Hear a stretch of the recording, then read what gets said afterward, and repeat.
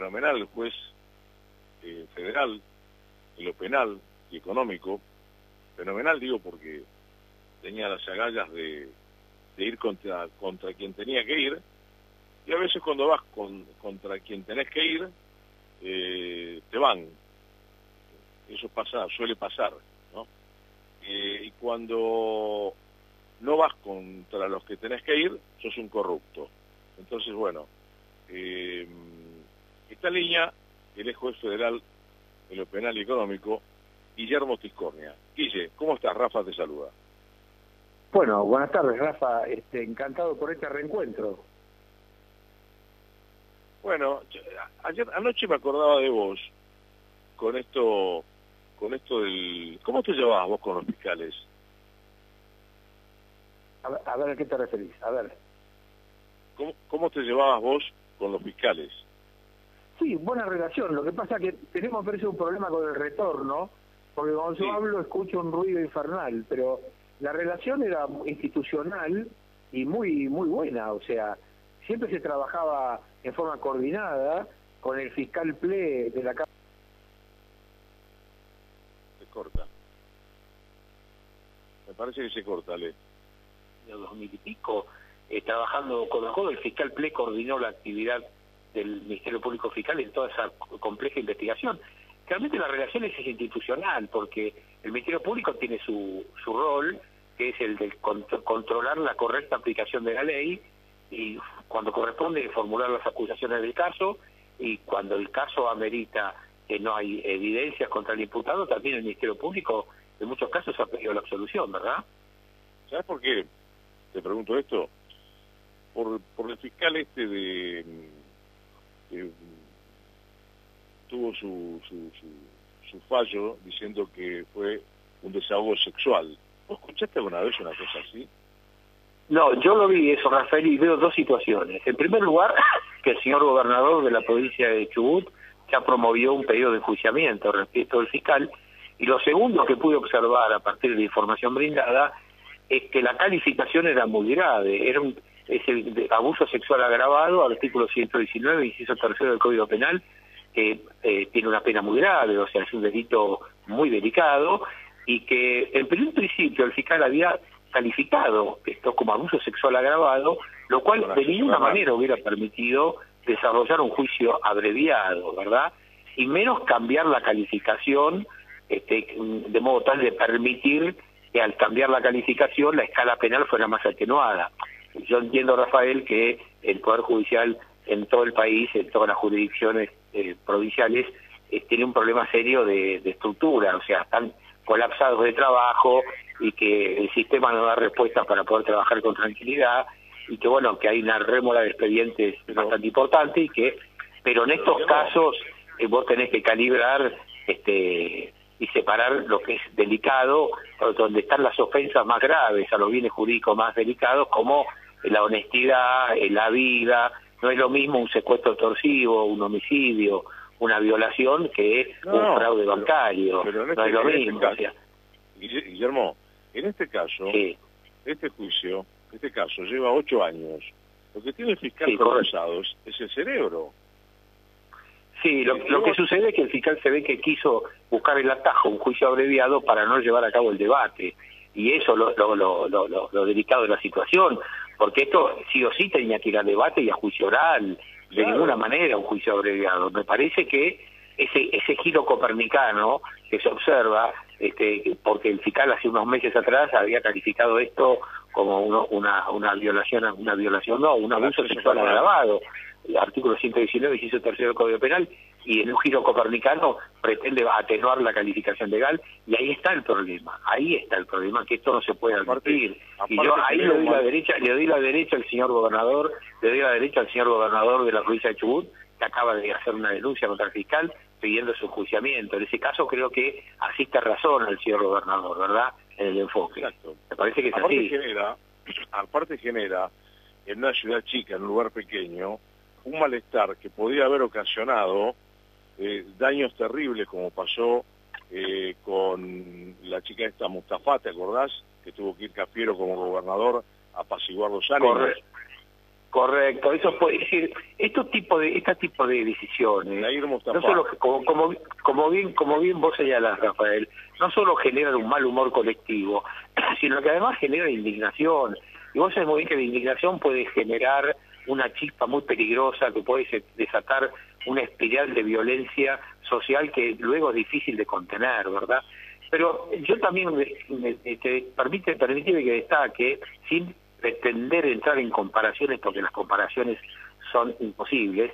En San Luis se verificó un caso, por lo que pude ver, y vos me corregirás si estoy equivocado, donde encontraron a una niña, Morales de apellido, no sé si llamaba, no me acuerdo el nombre, si Magalí Morales, apareció muerta en una celda. Al parecer esta joven o esta señorita o señora habría violado la obligación de guardar aislamiento, habría transgredido los DNU y el artículo 205 del Código Penal, y las fuerzas policiales, bueno, la detuvieron.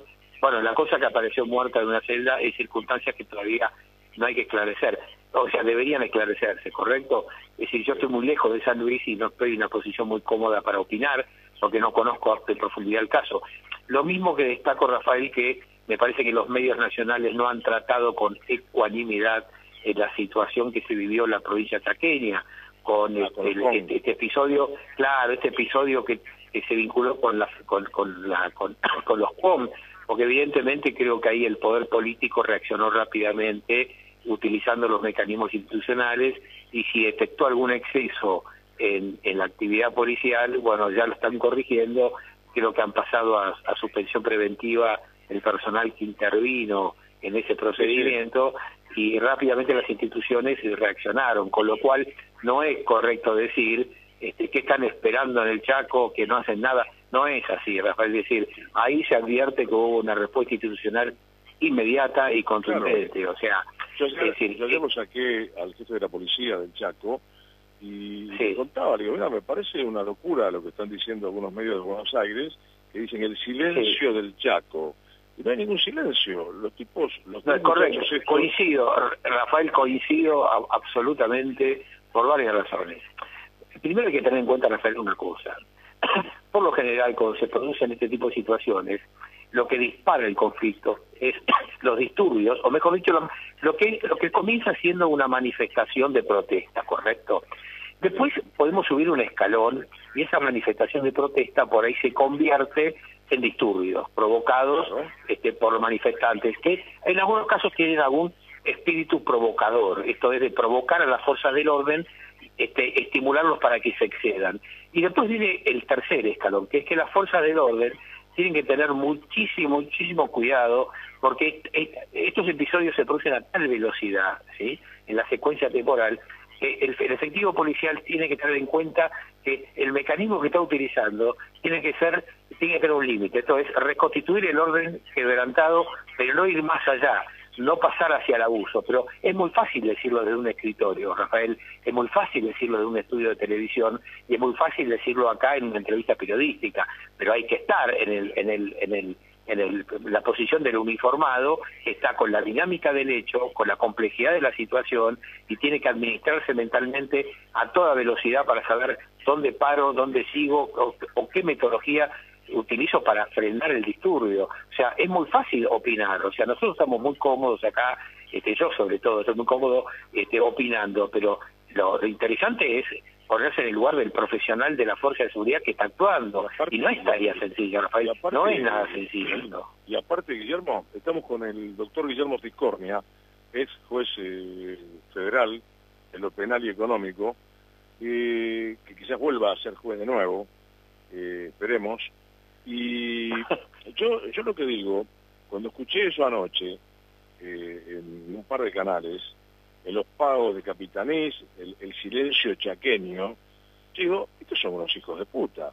La ministra salió a dar una conferencia de prensa, la de seguridad, al toque. El jefe de policía salió ayer conmigo en la radio hablando del tema, y realmente hicieron lo que tuvieron que hacer. Distinto es el caso de Floyd, que los 3 policías, uno de los que lo asesinó y los otros 2 que estaban con él, para detenerlos, estuvieron 3 días, después que se armó el quilombo. No fueron al toque separados, ¿me entendés? Correcto. Y aparte, Rafael, como bien vos decís, y supongo que te referís a las declaraciones del jefe de policía, que yo no tuve la oportunidad de escuchar porque estoy adivinando. En estos casos, Rafael, cuando uno opina sobre esto, hay que despojarse de todo sesgo o condicionamiento ideológico. Acá no hay víctimas de un cierto sesgo ideológico o del otro. No hay víctimas buenas, víctimas malas. Acá hay un hecho, un episodio de violencia o de exceso o de abuso. Y en ese caso, lo que hay que hacer es aplicar los protocolos que marcan las instituciones, como bien vos estás señalando, que según, por lo que veo, debe haber dicho el señor jefe de policía de la provincia, que debe haber actuado con rigor profesional y ajustado a los protocolos que marcan la ley provincial en materia de seguridad. Con lo cual acá no importa si es el gobernador Capitanich o es el gobernador Pérez o el gobernador González, acá lo que interesa es analizar con rigurosidad el hecho, o sea, analizarlo con rigurosidad profesional y ver qué es lo que pasó, cómo se dispara el conflicto, quién lo genera, si hubo actitudes de provocación o no, si hubo exceso en la reconstitución. Porque aquí hay que diferenciar un concepto, fíjate, Rafael. Una cosa es la tarea que hacen las fuerzas del orden, que es reconstituir el orden quebrantado. Intervienen cuando hay una perturbación al orden público, ¿verdad? Y Rafael, otro concepto. Si vos vas al Código Penal, en la parte especial donde están los delitos, porque el Código Penal tiene dos partes, ¿no?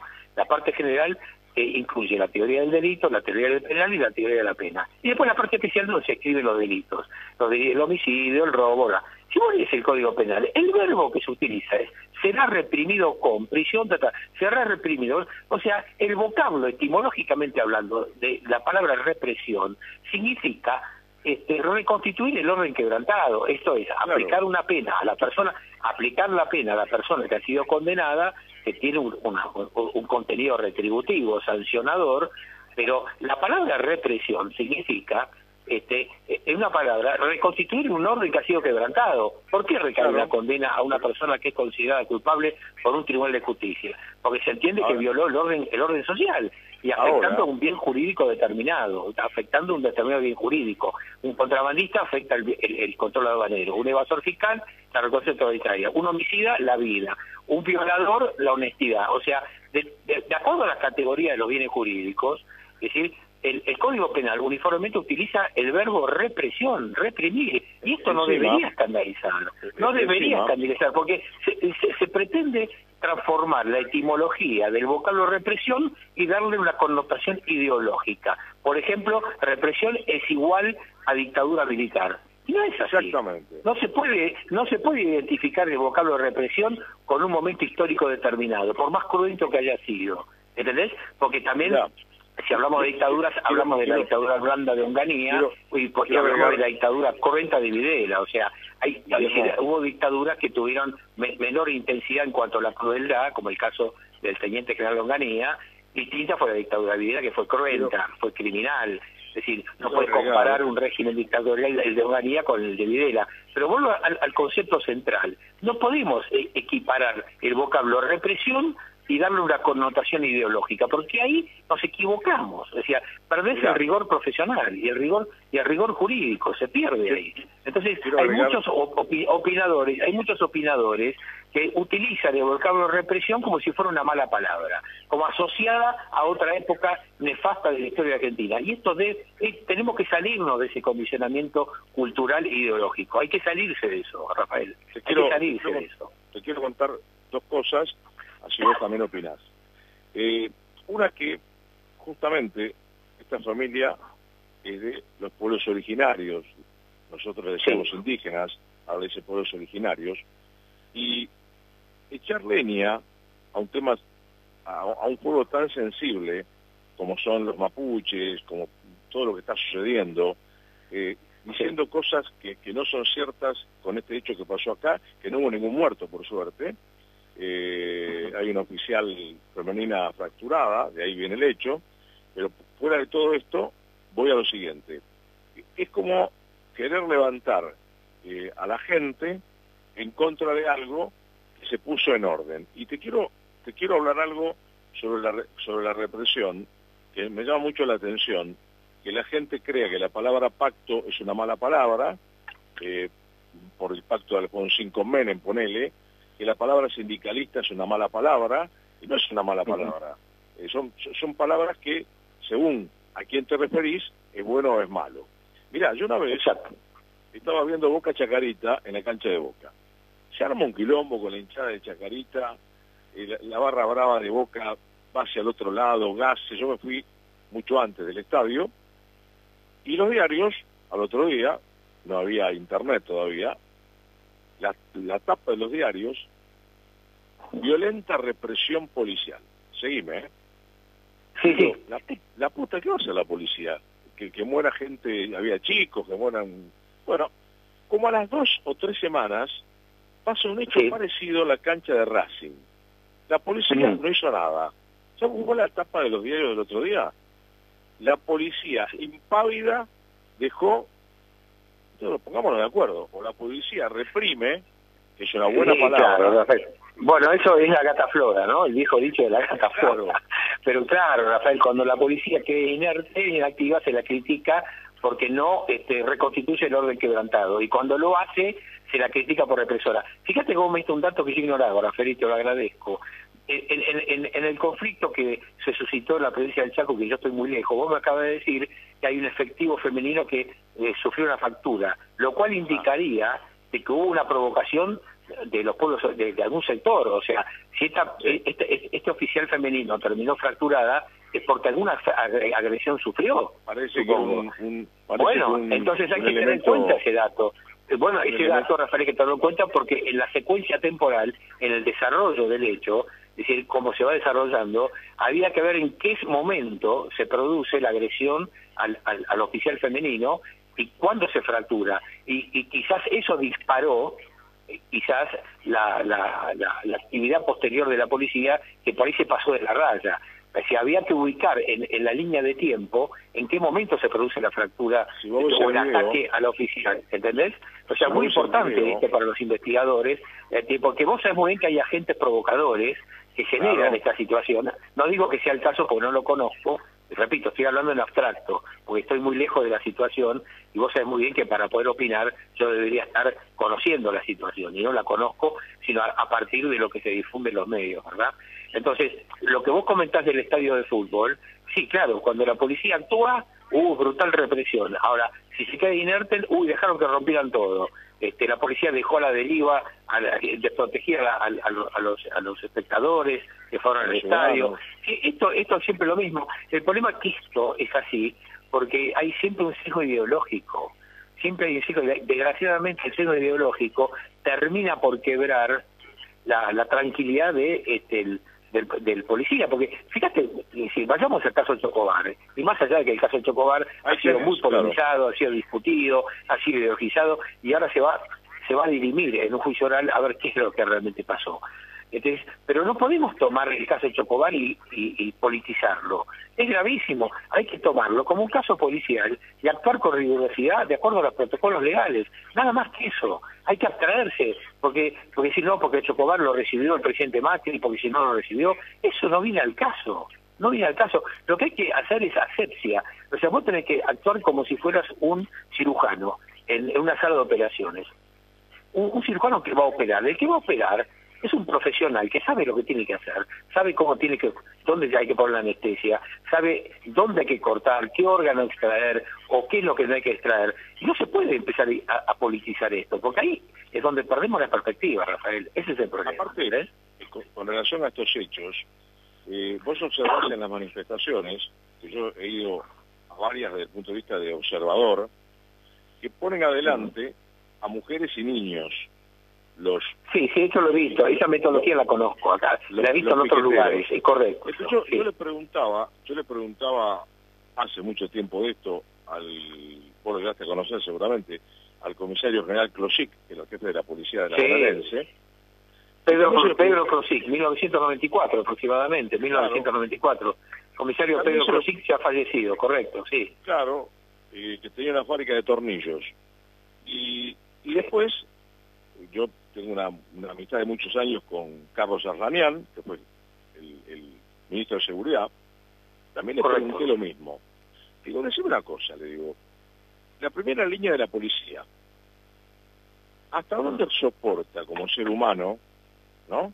Que lo escupan, que lo puteen, que le peguen. Claro. Vos vas a la cancha de fútbol y salen los policías blancos de los escupitajos de todo el mundo. Entonces, ¿hasta dónde soporta un ser humano que una mujer le escupa en la cara a un policía y que no pueda hacer nada? ¿Hasta dónde soporta el tipo? ¿Entendés? Bueno, ahí entramos en un problema cultural, Rafael. Vos fíjate que ese tipo de situaciones no se toleran en ninguna comunidad del mundo, ni en Dinamarca, ni en Australia, ni en Nueva Zelanda, ni en cualquier país escandinavo. En ningún país se llega a ese extremo de permitir ese tipo de provocaciones, ¿no? Porque evidentemente el personal policial no puede estar entrenado para soportar ese tipo de provocaciones extremas, insultos, escupitajos, es decir, la metodología de poner menores de edad y mujeres como fuerza, es decir, en la primera línea para poder hacer todo tipo de desmanes. Es decir, fíjate que desde el Uruguay se está extraditando a un señor que en el año 2017, en diciembre, durante la gestión del presidente Macri, frente al Congreso, mientras se debatía una reforma parcial al sistema previsional, bueno, hubo activistas que rompieron toda la plaza, tiraron piedras, y un señor improvisó un mortero, ¿no?, casero, y la foto quedó inmortalizada, y recorrió todos los medios, y ese señor fue sometido a proceso judicial, se profugó. Bueno, hace poco Interpol Uruguay lo encontró en el Chuy, en la frontera con Brasil, y ese señor improvisó un mortero, Rafael, con que disparaba, pero como si estuviera en una guerra convencional. Es gravísimo. Si ese mortero, con la velocidad, pero con la velocidad de disparo que tiene un proyectil, que es una piedra, te pega en la cabeza, te mata, Rafael. Entonces, esto no se puede tolerar más. Llega un momento, y el problema también, Rafael, es que hay cierta condicionamiento ideológico de algunos magistrados, ¿sí?, que ven con mucho apetito que lleguen a juicio el personal policial al que se los acusa de abuso de autoridad, y que no tienen la menor idea, esos jueces, de lo que es estar ahí, de lo que es estar en el lugar, de lo que es soportar lo que vos decías, las provocaciones, los insultos.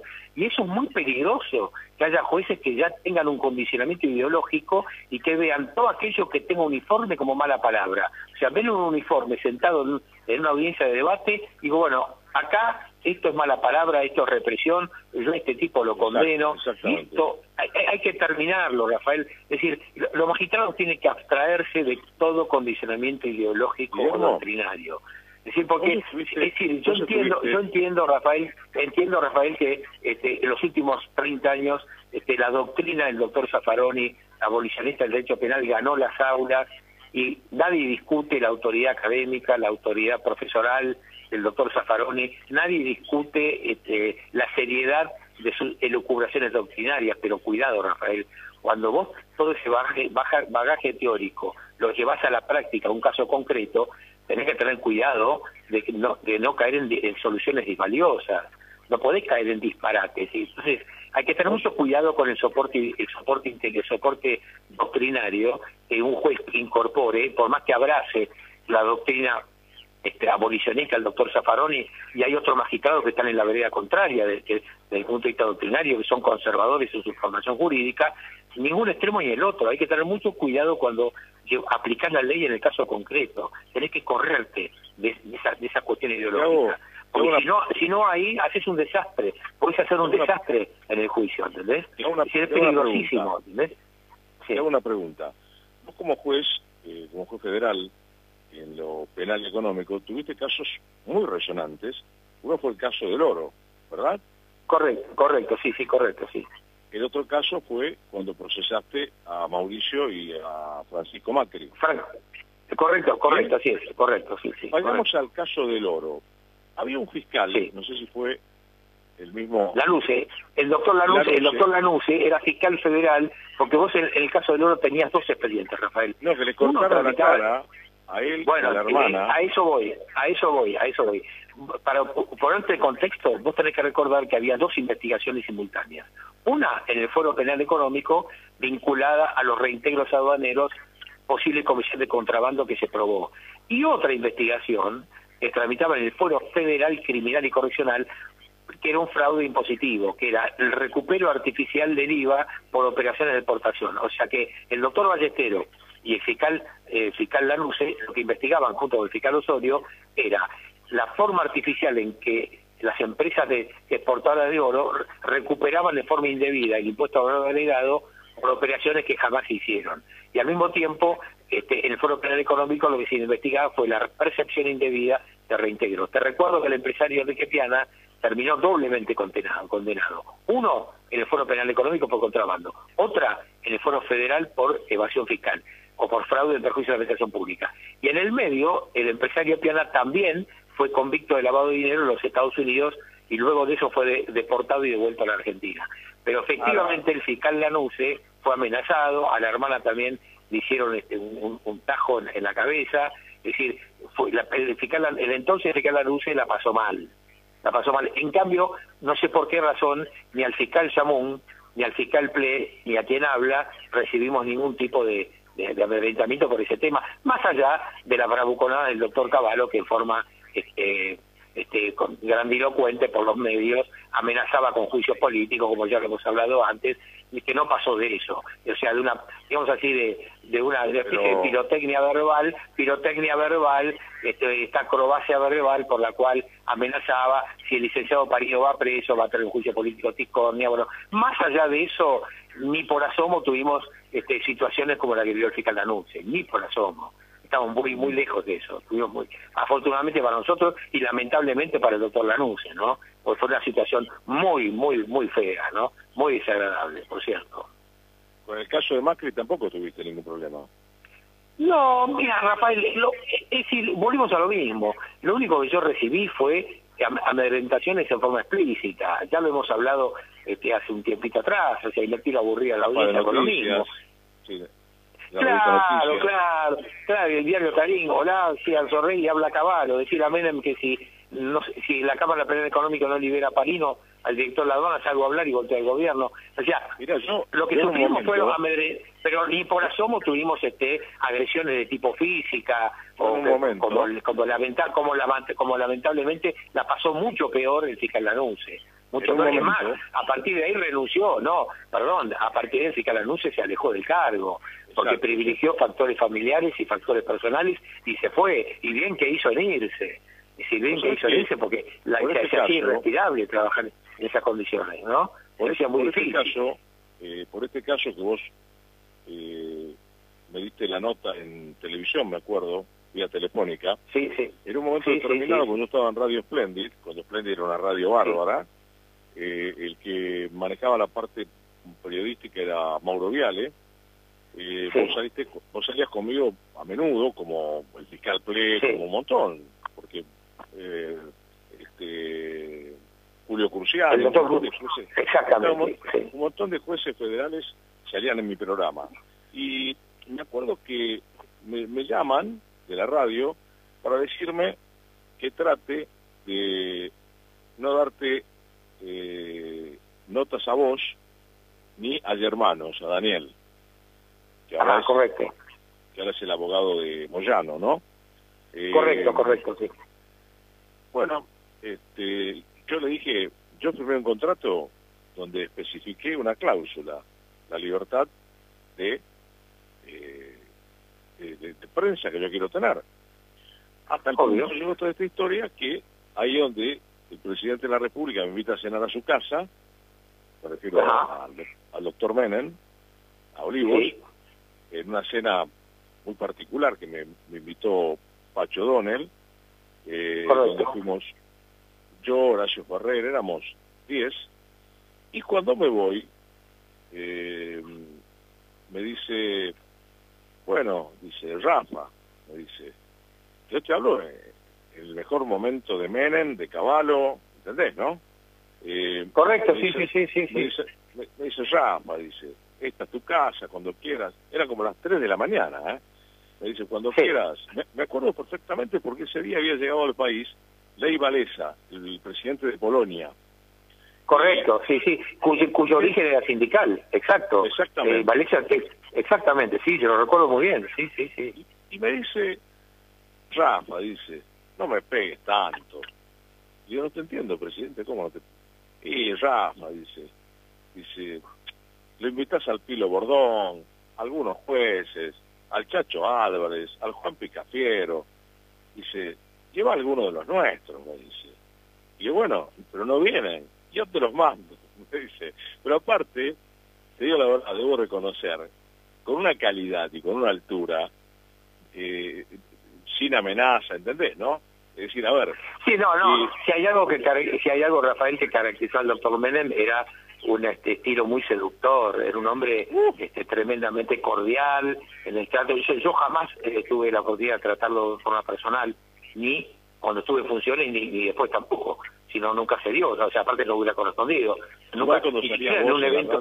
No, perdón, ni siquiera yo en un evento, ni me lo crucé en ningún evento institucional, porque hay veces invitan, a los jueces los invitaban a un evento institucional si se presentaba algún libro o si era el día de la prefectura o el día que se conmemoraba la Gendarmería Nacional, y los jueces asistíamos al evento y por ahí te cruzabas con personalidades públicas del Poder Ejecutivo, pero nunca se me dio la ocasión de conocer personalmente al doctor Menem, no, jamás. Pero por lo que veo, por lo que vi por televisión, por lo que pude inferir, se trataría de un hombre muy seductor, un hombre muy carismático, ¿no? Es decir, un hombre aparte muy cuidadoso en las formas, es lo que vos estás describiendo, correcto, me parece. Es muy sin presión, ¿no? Que es así. Sí, la evasión, ya vamos a la semana que viene a tener otra charla como esta para que la audiencia escuche tus vivencias, que muchas se siguen repitiendo en la Argentina, ¿no? La evasión profesional sigue siendo la misma, porque vos en la época de la ruta del dinero K, te hubieras hecho un festín de investigaciones.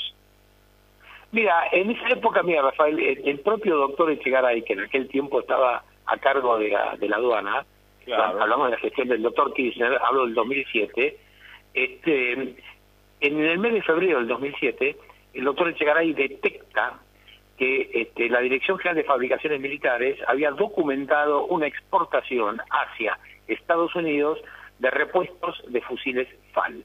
El fusil FAL, Rafael, se dejó de fabricar en el año 96, con lo cual Fabricaciones Militares no tenía opciones en el mercado interno de comercializar estos pertrechos de guerra. Hablo del cuerpo del gatillo, la mira telescópica, etcétera. Era FAL era fusil automático liviano.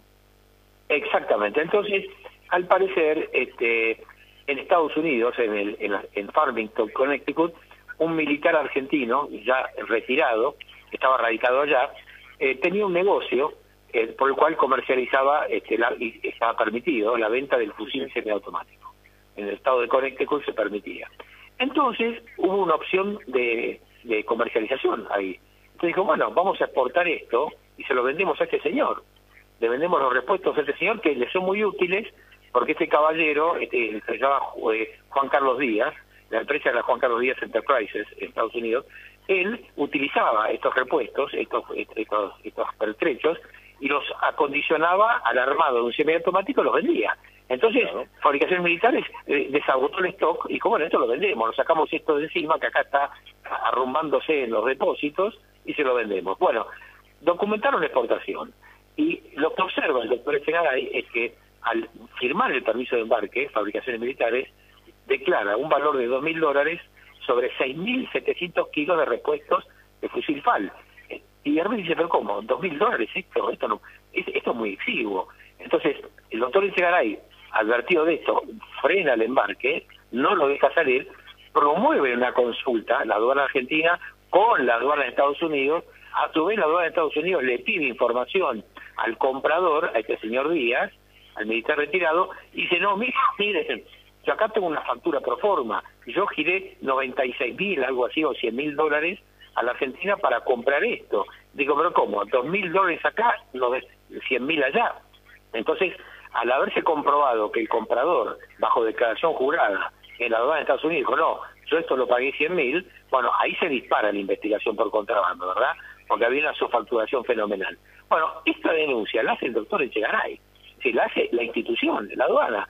A partir de ahí interviene la fiscal Roviglio, hace la reconstrucción del hecho, recopila la información y llega un momento en que llegamos al mes de mayo, junio o julio del 2007 Y bueno, ahí había que pedir explicaciones a la despachante, a la interviniente, que era la señora Laura Andolfi, al licenciado Marcelo Velesi, director de la Dirección de Fabricaciones Militares, y a la doctora Garré, que era la ministra de Defensa. ¿Por qué, Rafael?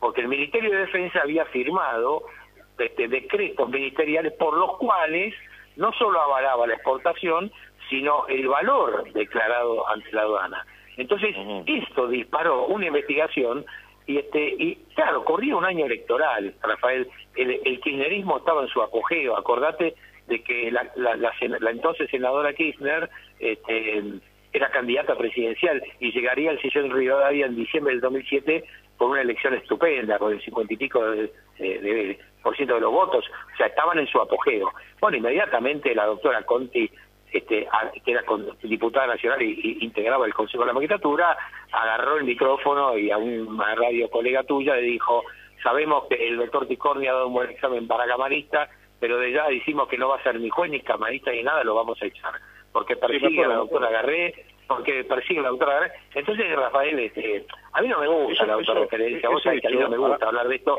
pero esto es un dato objetivo. Es decir, vos podés consultar con la fiscal Robiglio, que llegó, hoy es camarista, la doctora Robiglio, y es una de las mejores funcionarias que tiene el Foro Penal Económico, si no la mejor para mi gusto, para mi paladar es la mejor, y la doctora Robiglio elaboró un dictamen muy desarrollado, muy extenso, donde marcaba en la subfacturación.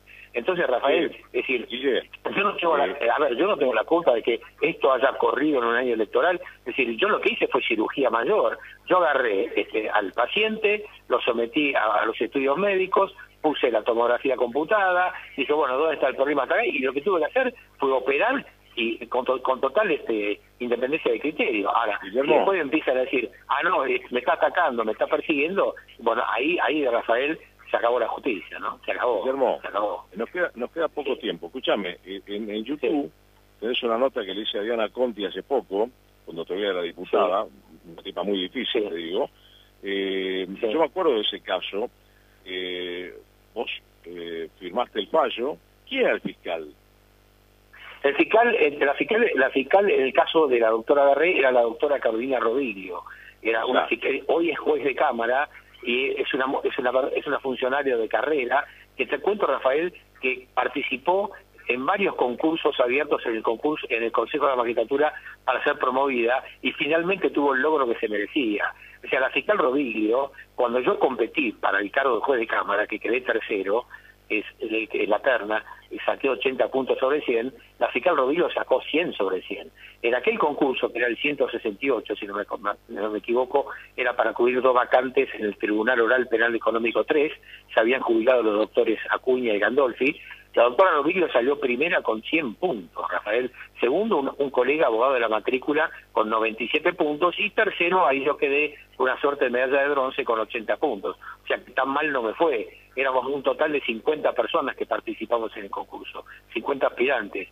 Y en la terna provisoria, yo quedé, pero la fiscal Robiglio fue la fiscal que intervino en este caso de fabricaciones militares con una tarea estupenda, muy rigurosa, ¿no?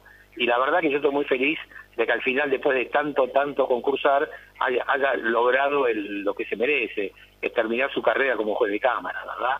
Y la verdad que es una de las mejores funcionarias que yo he conocido. Lejos. Decime, ¿vos pensás que te van a restituir como juez federal? Mira, Rafael, voy a responder. Yo hasta ahora tengo diploma de abogado. Si tuviera el diploma de adivino, me iría mucho mejor de lo que me va. No, dejando de lado la charla política, ya tuve un primer avance que es muy importante, que lo tuvimos en el año 2018, con el informe de admisibilidad número 34 del año 2018, que firmó la Comisión Americana de Derechos Humanos cuando aceptó revisar mi caso. Rafael, no es nada sencillo llegar a la Comisión Americana de Derechos Humanos y lograr que abran la puerta e inicien la etapa de revisión. Vos sabés muy bien que lo más probable es que te rechacen tu planteo. O sea, si no tiene consistencia y no tenés una argumentación sólida, te puedo asegurar que no pasás de la puerta, Rafael. Te lo rechazan lo que se dice en derecho in limine, o sea, sin sustanciación. Bueno, la satisfacción que yo me llevé aquel 25 de junio del 2018, cuando me llegó la notificación de que se había aprobado el informe de admisibilidad y que comenzaba a revisarse el caso, porque se advertían violadas garantías básicas, constitucionales básicas, y Rafael, yo sentí una emoción enorme porque pensé que yo me iba a morir en el camino y que esto nunca lo iba a ver. Ahora falta el segundo paso. Falta el segundo paso, que, para responder a tu pregunta, falta el segundo paso, que es la instancia jurisdiccional. Es decir, que el planteo que hace la Comisión Americana se ha acogido por la Corte Interamericana, ¿entendés? Es decir, falta el segundo paso. Ya dimos el primero, es decir, ya jugamos el primer tiempo, hablando de fútbol, el primer tiempo terminó, ahora estamos jugando el segundo tiempo, ¿verdad? Y no descarto que pueda haber alargue y definición por penales, para hacerlo gráfico, ¿entendés? Guillermo, sí. Escuchame, por eso te decimos el mudo a vos. Eso viene del colegio, eso viene de 1970. Me acuerdo cuando venías a la radio, claro, eso me lo estamparon los compañeros del colegio, Belgrano Day School de orientación británica, allá en la calle Conese y Juramento, en el barrio de Belgrano R. Ahí me escaparon el mudo, y te digo por qué, Rafael, te voy a hacer una confesión. La semana que viene, oíme porque ya tengo el otro programa encima, que es de un compañero que se llama Omar Arburu, que es de acá, chaqueño, un gran periodista, la semana que viene estamos con el doctor Guillermo Tiscornia, ex juez en lo penal y económico, juez federal. La semana que viene me gustaría que me cuentes con lujo de detalles cuando procesaste a Mauricio y Franco Macri. Va a ser un placer, Rafael. Y esto del mudo tiene que ver con la timidez. Te das cuenta que me dicen el mudo, porque soy muy tímido y me cuesta mucho hablar, ¿no? No sé si te diste cuenta. ¿No, Rafael? Bueno, hay que poner un poco de humor. Hay que poner un poco de humor a la cuarentena. Ayuda a sobrevivir mejor, Rafael. Te mando un abrazo grande. Igualmente, Rafael, y gracias por el contacto y quedo a disposición, ¿eh? Vale, un abrazo grande. Bueno, hasta luego, hasta luego.